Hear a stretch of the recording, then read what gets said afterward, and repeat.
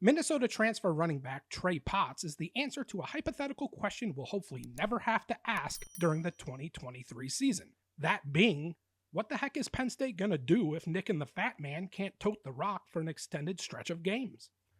Late Wednesday night, the former millionaire from Williamsport High escaped transfer portal purgatory upon posting on social media that he'll row his boat closer to home at Penn State.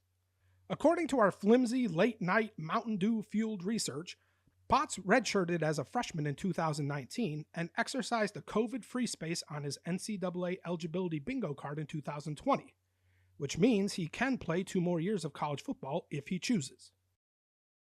Playing second fiddle to Gophers All-Big Ten running back Mo Ibrahim, Potts amassed nearly 1,200 yards and 11 touchdowns on the ground, and surpassed the century mark 3 times 2 years ago against non-conference schedule fillers Bowling Green, Miami of Ohio, and Colorado.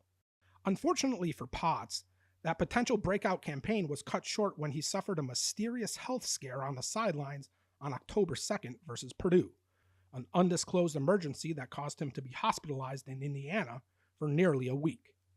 Not sure how to craft a tasteful transition out of that last sentence and into what stood out to us when we dissected Potts' Minnesota film, so we're not even going to try. Embedded in a ground-oriented offense that, just like Penn State, leans heavily on inside zone, outside zone, and gap scheme concepts like counter, Potts displayed supreme self-awareness as a runner. By that we mean he fully knows what he's capable of, but also understands what traits are absent in his toolbox.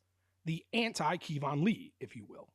Potts' feet and eyes work in harmony, as he possesses the vision needed to penetrate run lanes the nanosecond a hole opens, the patience to escape out the back door and exploit unmanned cutback avenues, and the sand in his pants at 210 pounds to fall forward and squeeze out every possible yard when the ride is over. Potts won't wow you with his wiggle, but for a player saddled with limited burst, he does have a knack for bouncing laterally and turning corners, brandishing a decent stiff arm when necessary. Under PJ Fleck, Minnesota has never really incorporated backs as viable weapons in the passing game, but on the rare occurrences when Potts was targeted, he did his job. That said, Potts isn't dynamic enough of a receiver or steady enough of a pass protector for Mike Yurcich to swap out either of his star sophomores for the newbie on 3rd and longs this season. While Potts' initial acceleration can get him through the line of scrimmage and into open space, once there, he's kind of out of tricks. Potts lacks a 3rd or even 2nd gear that can flip good defensive pursuit angles into poor defensive pursuit angles.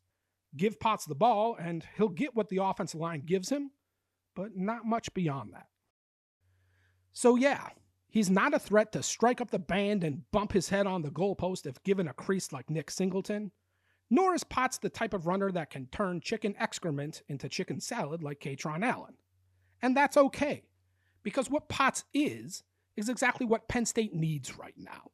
A proven, veteran, break glass in case of emergency backfield option who can lessen the load for Singleton and Allen and fill in admirably if either guy can't go during high-leverage contests later in the year.